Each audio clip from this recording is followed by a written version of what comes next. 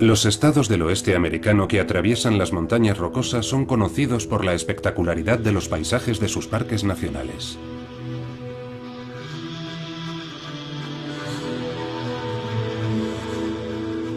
Toda una mitología moderna se despliega en ellos, la de la conquista del oeste, las guerras indias, los westerns o las road movies.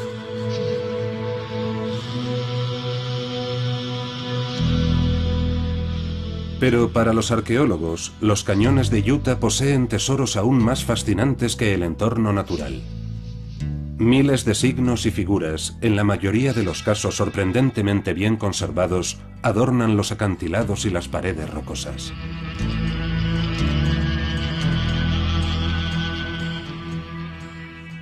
En estos parajes el arte no se esconde en grutas oscuras, se expone al aire libre, a plena luz.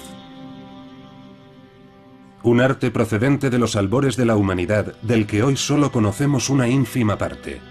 Una gran herencia que no aparece en los libros de historia del arte y que aguarda en los desiertos y en las mesetas áridas de todos los continentes a que la vuelvan a contemplar y estudiar. Memorias de piedra.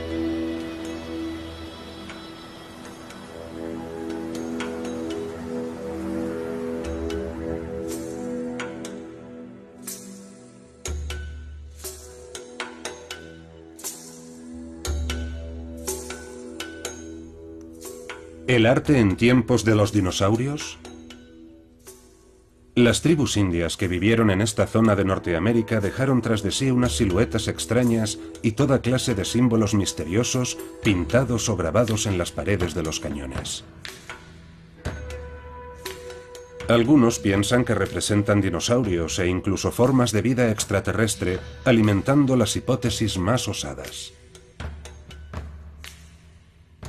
Los arqueólogos Paul Vann y Jean-Luc Lequelec han dedicado su carrera al estudio de este arte al aire libre. Llevan más de 30 años recorriendo el mundo, siguiendo el rastro que nuestros antepasados más lejanos dejaron en los lugares más espectaculares del planeta. Paul es inglés, Jean-Luc francés. Han venido para ver los grabados y, juntos, intentar comprender el misterio.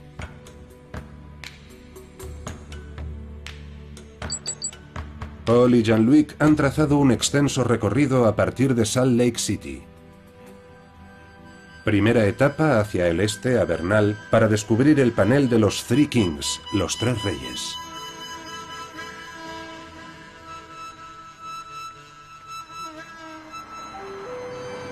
Después bajarán hacia las rocas rojas del sur de Utah, la tierra de los cañones, en la que figuran algunos lugares clave como Puente Kachina, Cane Creek Canyon,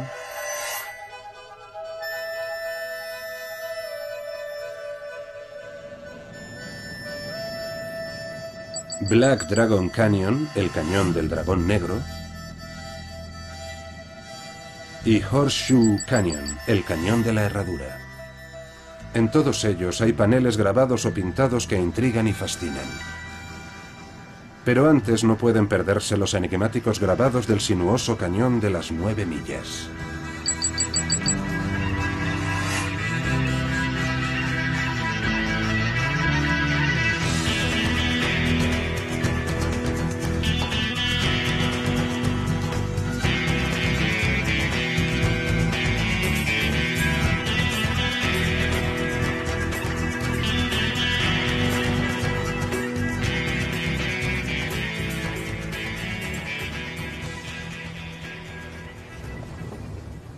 Ahí está el panel. Ah, sí, es cierto.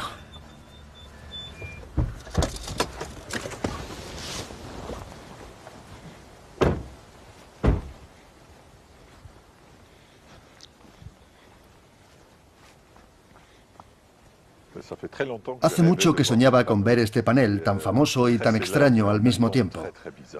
Está plagado de dibujos de difícil explicación.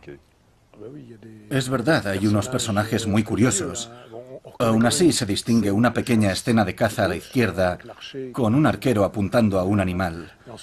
Luego encontramos unos personajes un tanto extraños, cuyos rostros carecen de rasgos faciales, o presentan tan solo unos ojos enormes y una especie de antenas como los que encontramos en Tassili, con cabezas redondeadas, conocidos como los marcianos de Tassili. Se han interpretado como antiguos astronautas. Sí, yo he visto lo mismo en Australia. Allí también hay seres humanos con, según dicen, cascos o antenas en la cabeza y también se han interpretado como astronautas e incluso extraterrestres. ¿Por qué grabaron estos personajes en medio de un cañón desértico? ¿Cuál es el significado de una escena como esa? ¿Es la representación de una pesadilla o de una crónica extraterrestre?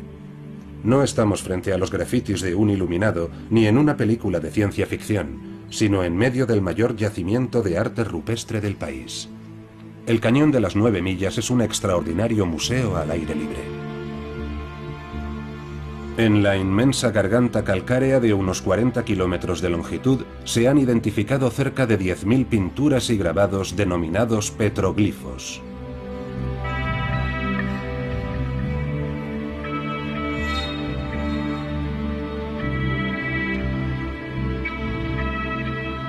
Esta mañana, Paul ha quedado con Steve Sims, especialista desde hace más de 30 años en el arte rupestre del suroeste de Estados Unidos. Él fue quien les propuso visitar la escena del marciano porque tiene una interpretación diferente. Steve Sims es arqueólogo y trabaja para la Universidad de Utah. Para él, los grabados no son crónicas extraterrestres, sino valiosísimos testimonios que nos permiten conocer a los primeros habitantes de Norteamérica. Como ya sabrá Steve, actualmente gracias a Internet mucha gente puede ver el arte rupestre a través de todo el mundo. Ven las figuras extrañas del Sáhara, de Tassili y Australia. Las interpretan como marcianos extraterrestres con antenas puntiagudas en la cabeza. Este parece ser un ejemplo típico. ¿Qué piensa usted?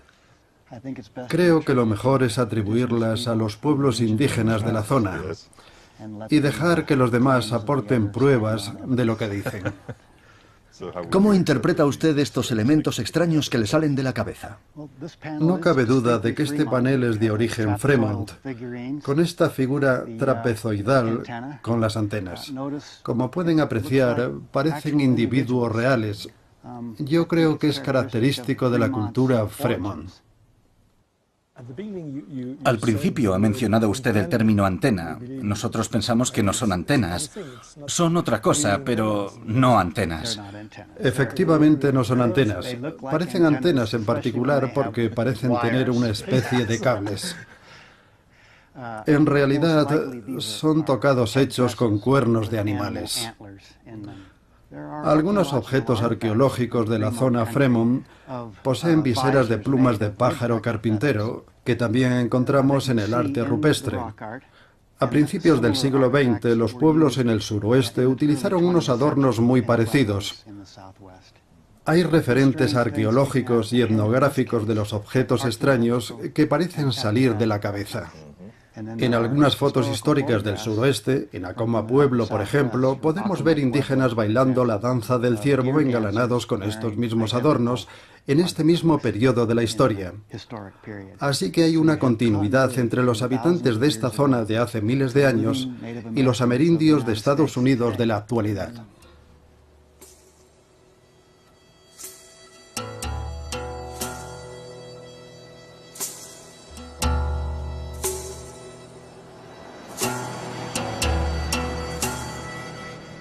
Los conquistadores americanos del oeste contaban en sus filas con exploradores e historiadores que desde muy pronto intentaron reconstruir la historia de las tribus indias, tanto las que todavía permanecían en el territorio como las que habían desaparecido.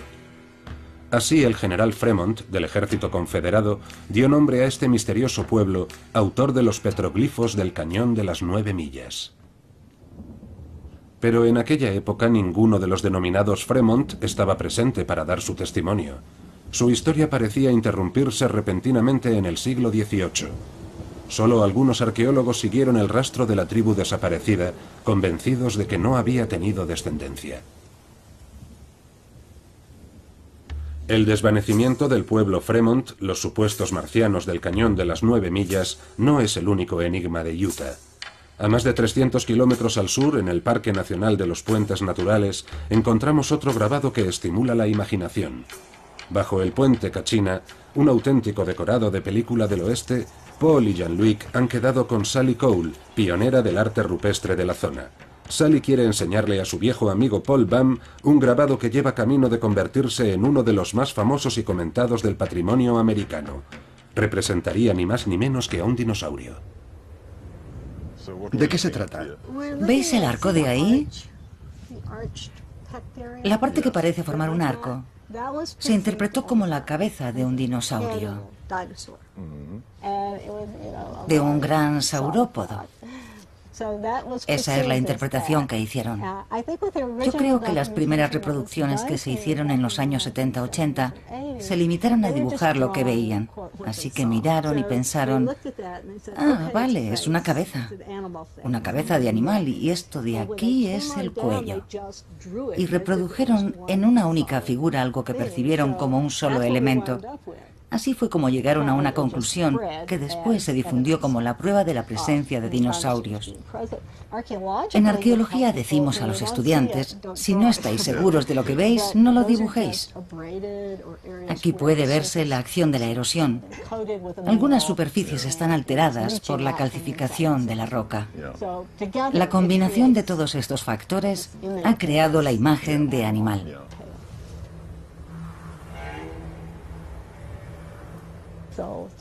Es un panel extraordinario. Ahí tenemos un personaje de estilo cestero muy alto. Parece humano. Se ha podido datar con bastante precisión, por lo que podemos decir que esta figura tiene más o menos 2000 años. Para Sally Cole, el dinosaurio de Puente Kachina no es más que una ilusión provocada por las pátinas y las calcificaciones de la roca sobre el grabado original. Además, el estilo de las figuras vecinas permite establecer la edad, unos 2000 años. ¿Significa esto que hace tan solo 2000 años todavía había dinosaurios? ¿Que al menos un espécimen sobrevivió a la extinción de su especie? Extinción que según los científicos se produjo hace 65 millones de años, mucho antes de la aparición del hombre. Si aceptásemos estas hipótesis, estaríamos concluyendo que hombres y dinosaurios coexistieron. Estaríamos echando por tierra más de 2 siglos de investigación científica.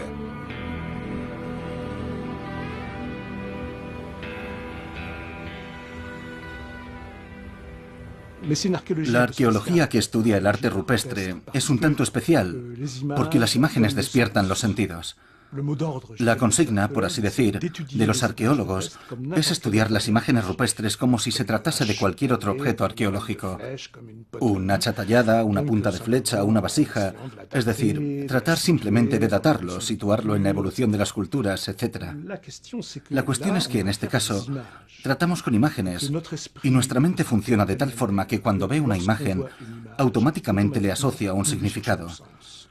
Preferimos encontrar cualquier significado antes que tratar con la ausencia total de significado.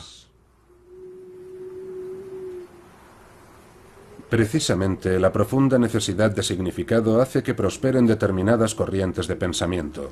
En Estados Unidos es el caso concreto de los creacionistas, para quienes toda la creación del mundo se explica en la Biblia, en el libro del Génesis.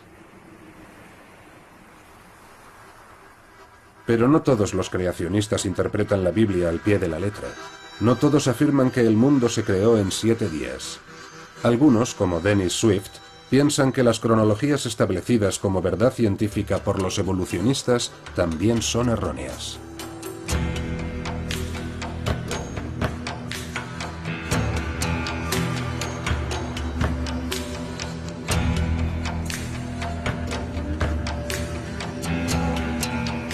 Dennis Swift quiere llevar a Paul y a Jean-Luc al lugar que esconde la prueba que apoyaría su hipótesis.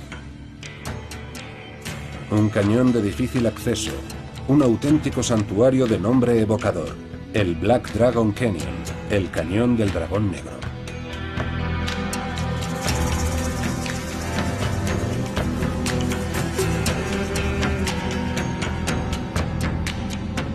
Para él no cabe ninguna duda. Esta figura representa un pterodáctilo, reptil volador del Jurásico, hace unos 150 millones de años.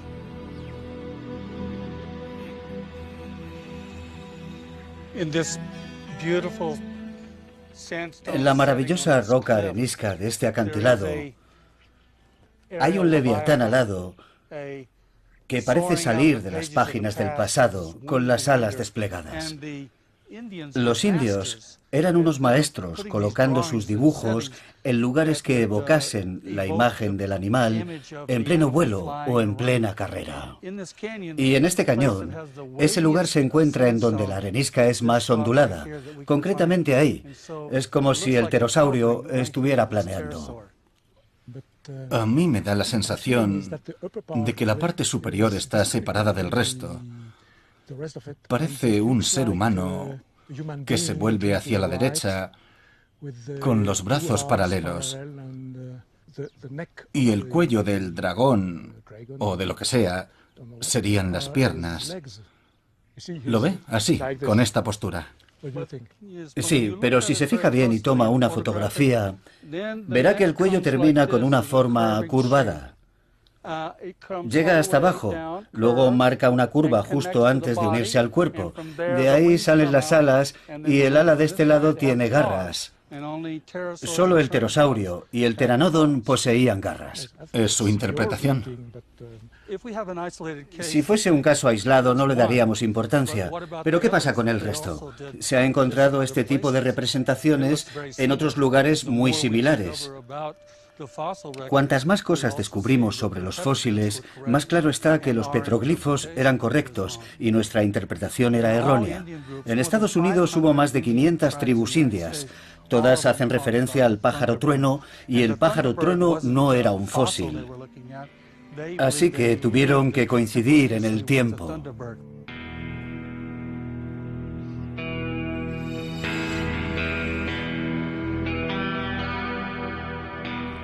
Después de escuchar hablar de dinosaurios y dragones voladores que tenían aterrorizados a los indios, Paul y Jean-Luc han pensado que el testimonio de un descendiente de las antiguas tribus sería muy valioso.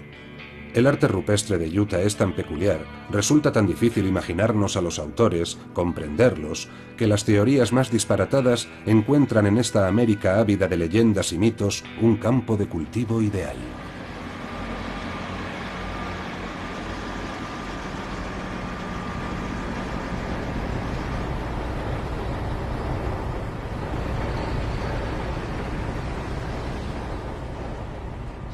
Me encanta el carro del techo. ¡Qué curioso!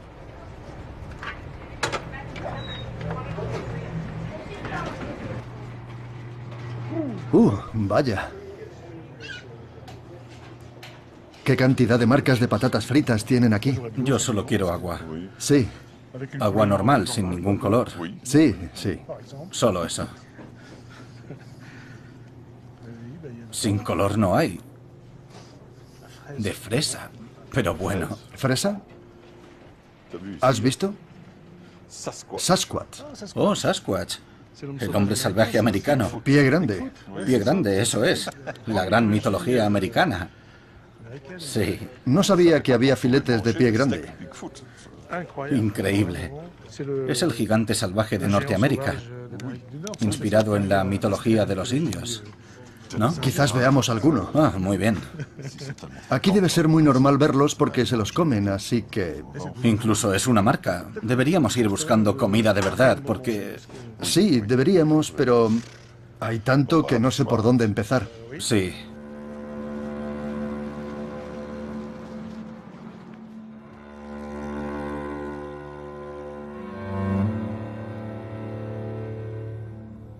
La inmensa fractura del Cañón del Dragón Negro se difumina por la noche, aunque ningún fantasma de dinosaurio vendrá a perturbarla.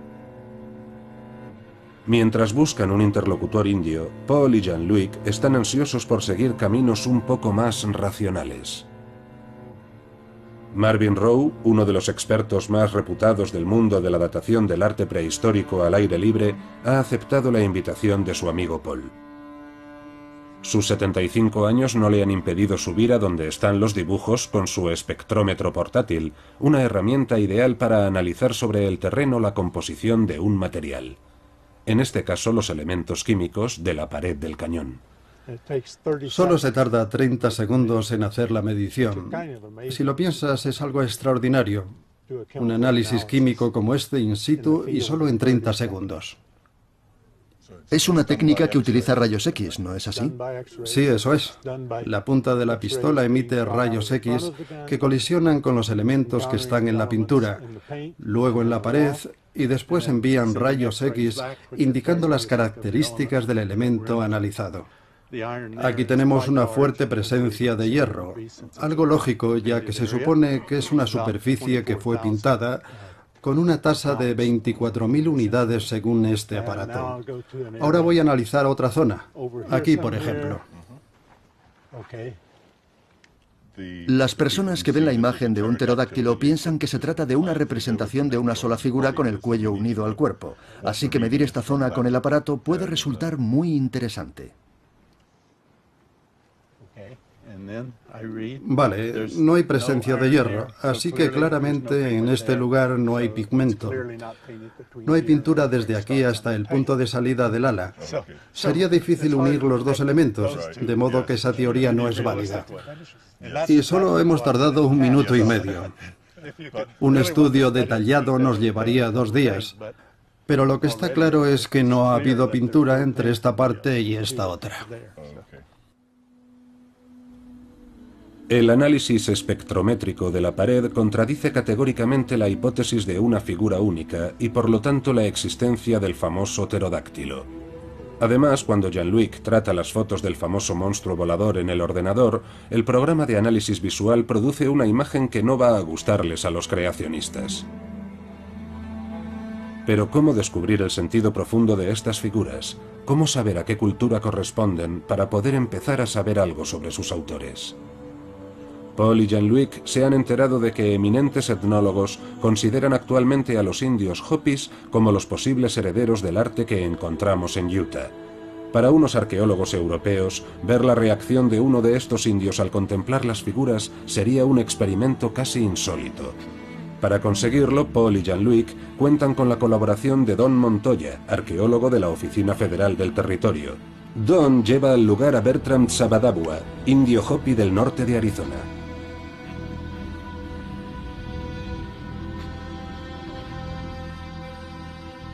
Utah está lejos de su territorio, a varios cientos de kilómetros de su reserva.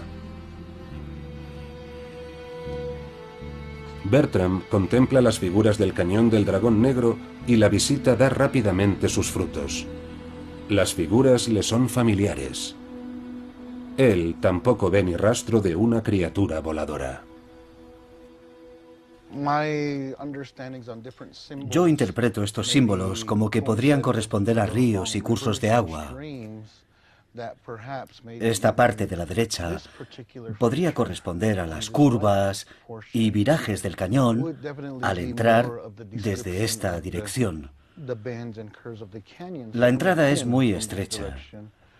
Aquí estaría la descripción del paisaje y quizás otra vez la descripción del camino, lo que confirmaría la migración o los viajes de nuestros antepasados que vinieron a este lugar sin dudarlo ni por un instante.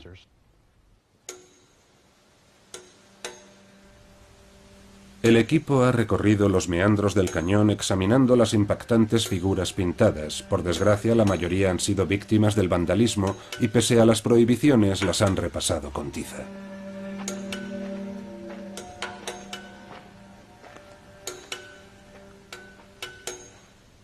Pero al acercarnos al escenario principal, otro panel llama rápidamente la atención de Bertram.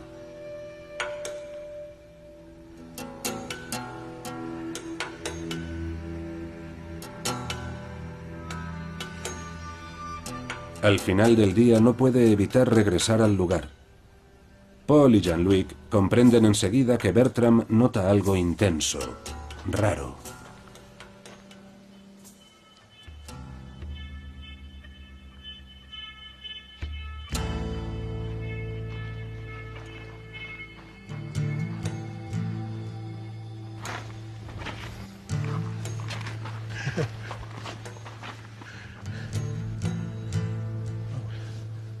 Es un panel totalmente único.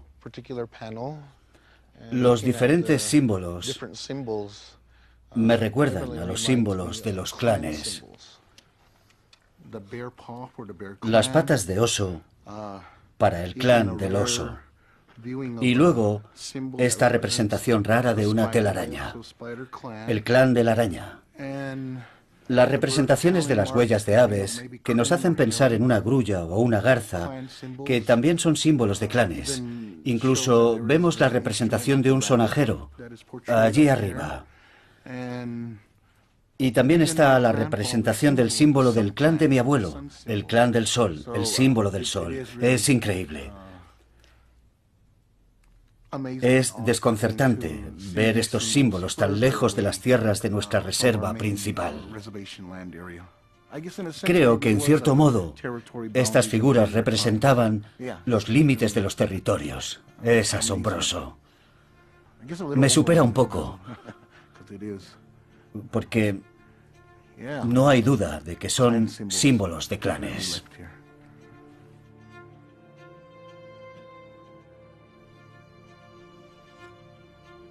Y ahí, a la derecha, hay como dos pequeños árboles negros. No sé qué puede ser. Ah, ya lo veo. Debajo de esos segmentos ondulados. Para mí, y es la primera vez que vengo aquí y veo estos símbolos, pero siento una conexión muy fuerte, porque soy miembro del clan del maíz. Así que para mí son símbolos del maíz. Es una indicación, una conexión con mis antepasados que me permite comprender que ellos viajaron y pasaron por aquí. ¿Se parece al símbolo de su anillo? Sí, sí, efectivamente. Mis joyas llevan el símbolo del maíz. Fíjense en mi anillo. Hay un parecido asombroso con el símbolo del maíz.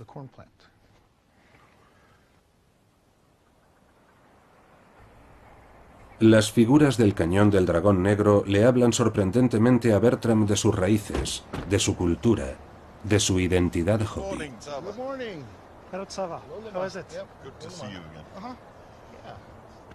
Redescubre a 800 kilómetros de su reserva la huella de unos antepasados lejanos y el entramado del territorio que habían tejido. Así que los misteriosos Fremont no se quedaron sin descendencia. La visión india, que parece dialogar con el paisaje, cartografiarlo, marcarlo con la presencia de clanes, se ha transmitido y perdurado hasta nuestros días. A partir de ahora el viaje toma otro cariz. Paul y Jean-Luc sienten que por fin se están acercando a los autores de las figuras. Están muy contentos. Bertram les ha propuesto continuar el viaje juntos. Claro que supone volver a hablar de creencias, pero en este caso se trata de las creencias del pueblo que con toda seguridad concibió y realizó las obras. Hoy regresan al Cañón de las 9 Millas para examinar juntos uno de los paneles más conocidos de la zona: la gran escena de caza.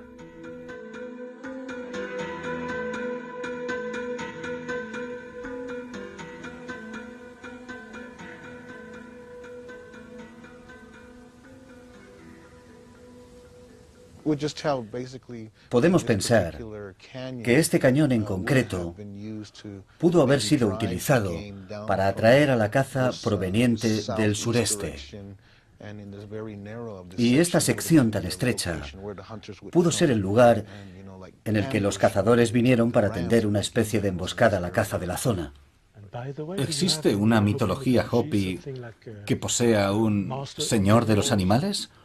¿Una divinidad que domine a los animales? En nuestra cultura tenemos una interpretación de una figura femenina que llamamos la madre de toda la caza.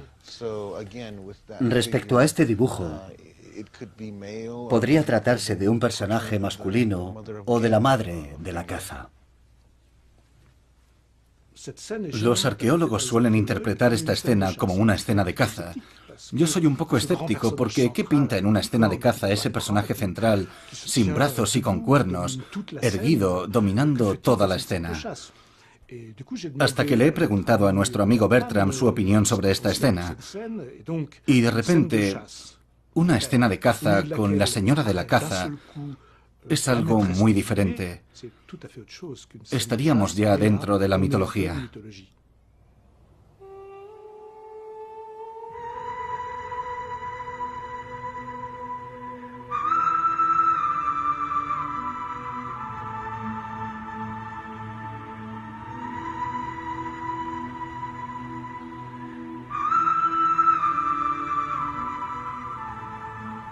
Jean-Luc se da cuenta de que Bertram puede mostrar la dimensión mitológica del arte antiguo indio.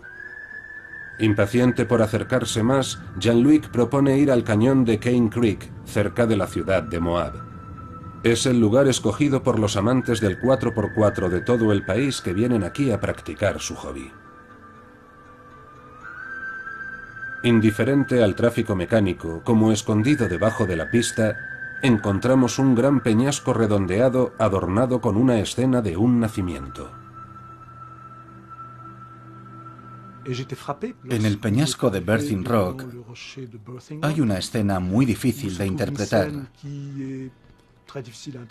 Los arqueólogos contemplan uno de sus elementos como un parto, o quizás como un hombre con un falo un tanto extraño, o tal vez un andrógino.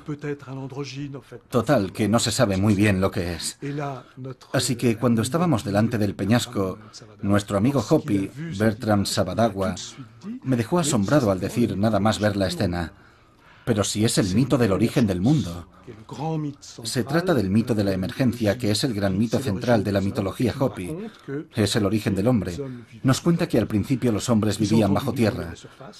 Entonces escucharon un ruido en la superficie que despertó su curiosidad y salieron para ver lo que había afuera.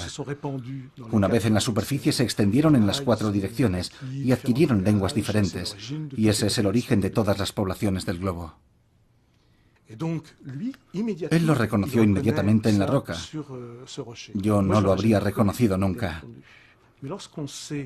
Teniendo en cuenta que Bertram pertenece a una cultura con una larga tradición oral tras de sí, y que es en gran parte su depositario,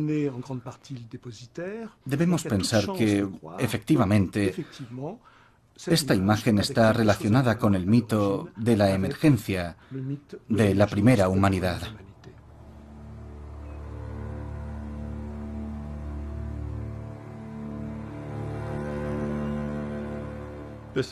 Creo que el arte rupestre es un fenómeno que une a la humanidad. Está presente en todo el mundo. Como es evidente, existen diferencias en el estilo, en la técnica, en los contenidos. Está claro que dibujaban los animales que conocían, pero yo creo que es una necesidad que comparte el ser humano en todas partes, que se expresa más o menos de la misma manera. Forma parte de nuestro comportamiento, del comportamiento de nuestra especie, es universal.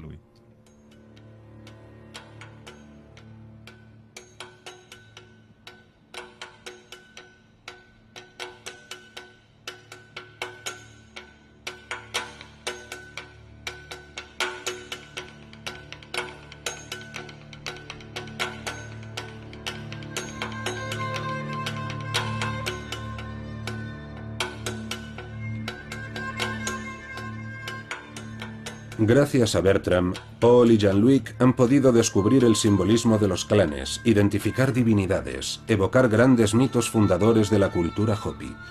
Pero hay una dimensión que todavía no han abordado, la de los rituales de las tribus indias. ¿Sabrá Bertram interpretar las extrañas siluetas pintadas que encontramos en la confluencia de los cañones Thompson y Sego? Estos personajes que dominan severamente al visitante representan otra peculiaridad fascinante del arte rupestre de Utah. ¿Quiénes son? ¿Guerreros? ¿Jefes? ¿Dioses?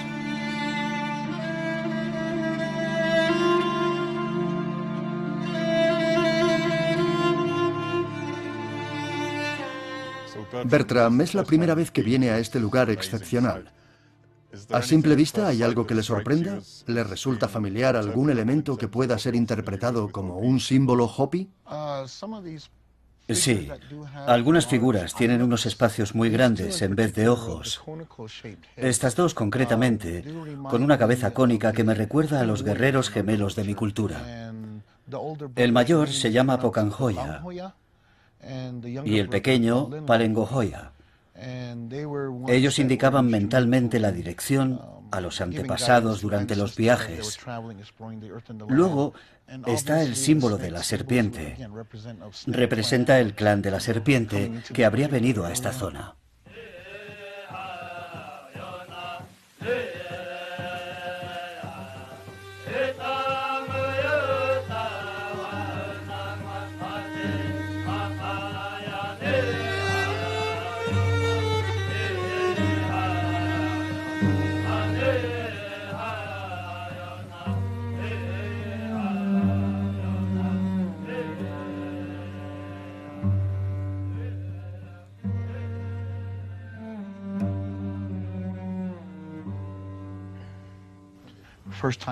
Es muy emocionante ver todo esto por primera vez.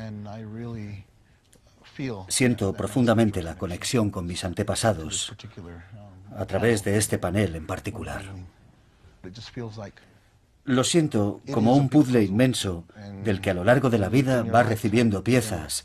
O dicho de otra manera, como si los antepasados no lo contaran todo de una vez. No nos dicen, así es como eran las cosas antes.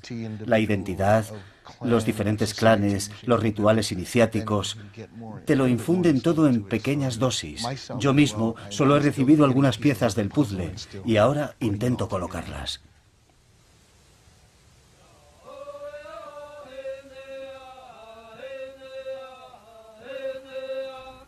Utah y los estados vecinos del oeste americano se extienden a lo largo de inmensos territorios salvajes y muy poco poblados.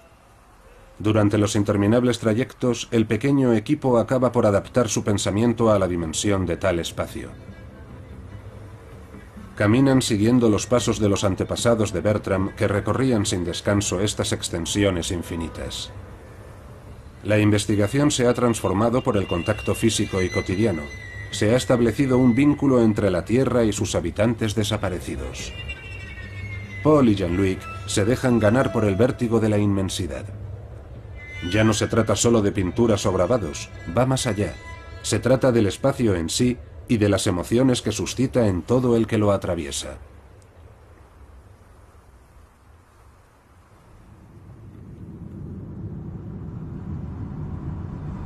Incluso después de la marcha de Bertram, Paul y Jean-Luc desean continuar con el viaje.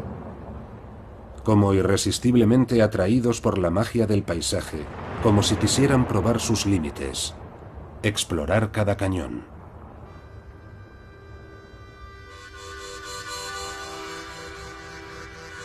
Se dirigen a un decorado que quita la respiración, que guarda la capilla sixtina del arte indio en Utah. El cañón de la Herradura y su gran galería. Paul y Jean-Luc han quedado allí con un equipo de científicos de la Universidad de Utah que desde hace varios años lleva a cabo un programa de datación de obras del célebre cañón. El profesor Joel Pederson y el investigador danés Reza Sobati vienen a tomar nuevas muestras de roca. Les acompaña Jerry Spangler, especialista en estilos del oeste americano.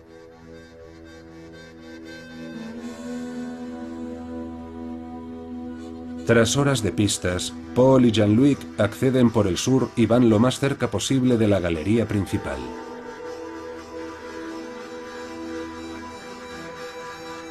Hace un calor sofocante, la arena quema y reseca los ojos y la garganta. Pero aquí, marcha y cansancio participan de la experiencia, modifican la percepción. Al final todo el mundo está a la hora prevista en el lugar acordado, al pie de las figuras más emblemáticas del arte indio.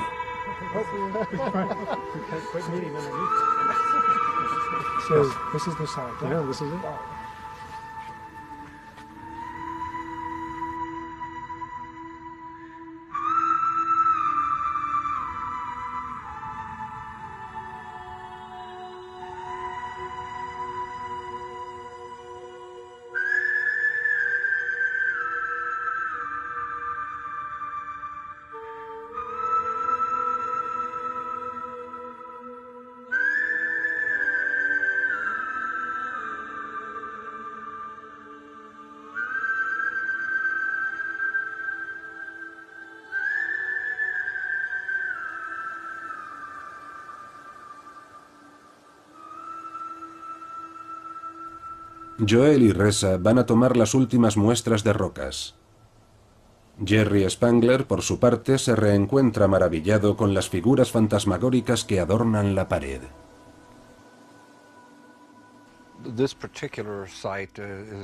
Este lugar concretamente pertenece al estilo Barrier Canyon. Creemos que data de hace entre 1500 y 2500 o 3000 años, el periodo arcaico en el que los pueblos eran cazadores-recolectores, que se desplazaban constantemente en busca de alimento. En el marco de este ciclo temporal, desarrollaron una tradición de arte rupestre totalmente único y sorprendente. Visualmente, la mayoría de la gente se sorprende cuando levanta la cabeza y ven el tamaño de las figuras. Algunas figuras como esta, llamada el Espíritu Santo, miden más de 2 metros de alto. Esto conecta artísticamente con personas que no tienen ningún conocimiento de arte rupestre. Lo contemplan y despierta su sensibilidad. Lo que contemplamos hoy no es más que una parte ínfima de lo que había en tiempos antiguos, y nos recuerda hasta qué punto las sociedades prehistóricas eran atrevidas y expresivas. La datación que nos han dado de estas figuras es bastante amplia. ¿Existe algún medio para datarlas con mayor precisión? Claro que existen medios para hacerlo. Por ejemplo, la técnica del carbono 14, enviando a analizar minúsculas muestras de pigmentos para proceder a su datación. He oído decir que se realizó esa técnica aquí, pero no se consiguió ningún resultado.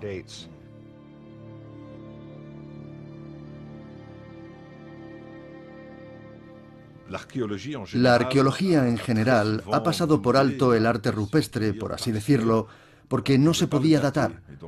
Eran imágenes bonitas en el paisaje, pero no las tomaban en serio porque realmente no podían trabajar con ellas como datos arqueológicos. Durante mucho tiempo, los arqueólogos especialistas en arte al aire libre se han visto privados de dataciones directas para las figuras que descubrían. La aparición de nuevas técnicas físico-químicas les da nuevas esperanzas, aunque por desgracia en la mayoría de los casos se quedan en agua de borrajas. En esta ocasión las cosas parecen ir en serio. La primera técnica que utilizamos consistió en aprovechar los cotejos entre los elementos geológicos que habíamos encontrado. Si os fijáis en esta gran galería, hay un panel que es una magnífica obra de arte por sí mismo, y a la izquierda puede verse un cúmulo de sedimentos. Dichos sedimentos pueden utilizarse para realizar un trazado río arriba y río abajo del cañón. Los cartografiamos y los estudiamos y obtuvimos así unos elementos de comprensión de la historia del río. Lo interesante es que pudimos relacionar la historia del río con la forma que le dio al cañón. De este modo pudimos determinar cuándo quedó expuesta la cámara por primera vez para que los pobladores pudieran pintar sobre la pared. Así que en una primera etapa determinamos cuándo estuvo disponible la cámara por primera vez. Si miráis hacia arriba os daréis cuenta de otra cosa. Algunos personajes han desaparecido a causa de los desprendimientos de la roca de la pared. A ese de ahí, por ejemplo, le falta la parte inferior. Utilizamos este hecho para datar la caída de las piedras gracias a la nueva técnica físico-química. Esta técnica de datación se basa en una propiedad que poseen algunos minerales como el cuarzo, la luminiscencia. Los cristales de cuarzo atrapan a los electrones en los defectos de su estructura. Cuando el cuarzo recibe luz, dichos electrones migran al interior del cristal hacia un nivel superior. Cuando el cuarzo deja de recibir luz, los electrones vuelven a bajar a un nivel inferior y empiezan a emitir luz. Es la luminiscencia.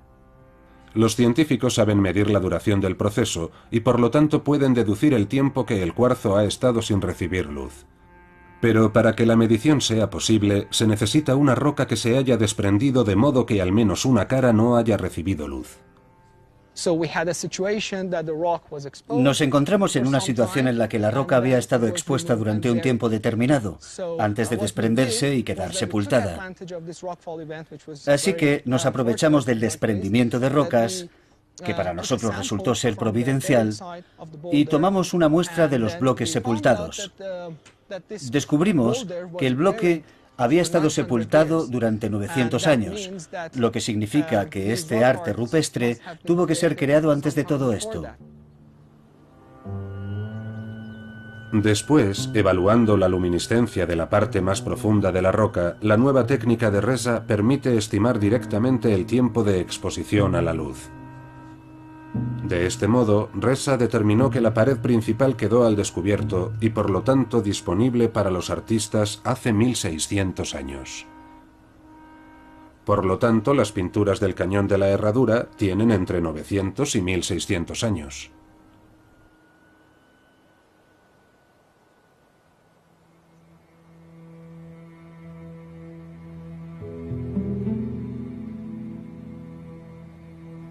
Las nuevas técnicas de datación basadas en la luminiscencia abren una vía muy prometedora. Es un dato muy valioso para calmar los debates, vehementes casi siempre, en torno a la edad de las obras y la historia de los pueblos que las crearon. En el centro de este cañón, Paul y Jean-Luc han conseguido unir los sueños del mundo indio con la realidad de la tecnología punta. Para ellos, el viaje por Utah está siendo rico en descubrimientos, pero también en emociones. Para el arqueólogo que se dedica al estudio del arte, la emoción es tan importante como el avance de la ciencia. La investigación se alimenta de la fascinación.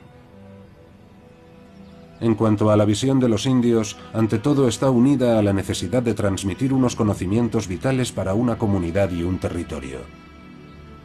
Y precisamente hoy, igual que ayer, este territorio no deja de inspirar nuevas y poderosas formas de expresión.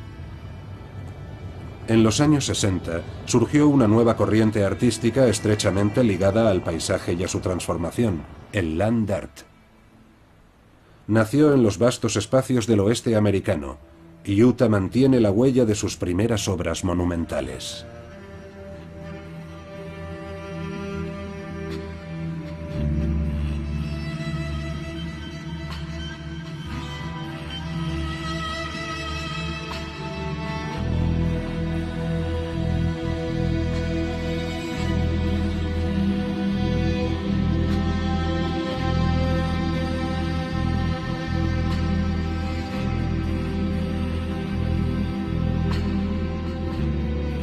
Patricia Johansson pertenece a la primera generación de land artistas, amiga de Robert Smithson, creador de esta espiral Yeti que se adentra en el Gran Lago Salado.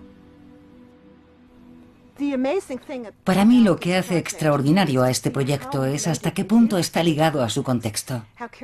El cuidado con el que fue escogido el lugar es un sitio increíblemente bello. Las obras de land art y de arte rupestre están muy relacionadas con la apropiación del territorio, pero también con la selección de territorios específicos. No se trata de cualquier sitio, sino del sitio que se ha elegido. Todos hemos investigado en textos de historia del arte, textos sobre los petroglifos, etc. Y la espiral es un símbolo universal. Todas las culturas pueden reconocerse en ella.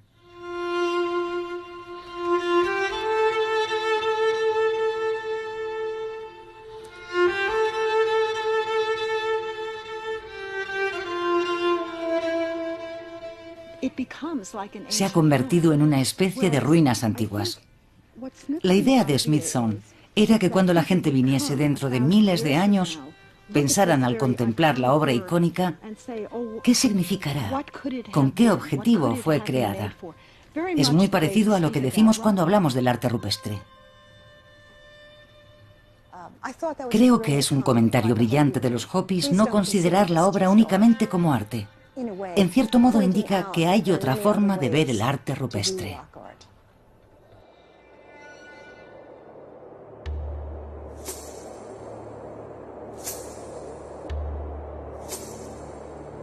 La inmensidad de Utah nos habla del vínculo permanente entre los paisajes y las comunidades humanas. La desmesura de los espacios naturales despierta con una fuerza excepcional la inspiración artística de creadores de todas las épocas. Gracias a los arqueólogos desciframos algunas claves y descubrimos que por todo el planeta, incontables y frágiles, los yacimientos de arte rupestre son uno de los tesoros más valiosos de la humanidad. Despiertan nuestra curiosidad y nuestra imaginación, nos ayudan a desvelar el camino que ha recorrido nuestra especie a lo largo de los milenios. Este arte nos invita a seguirlo, a retomar el camino hacia otros territorios.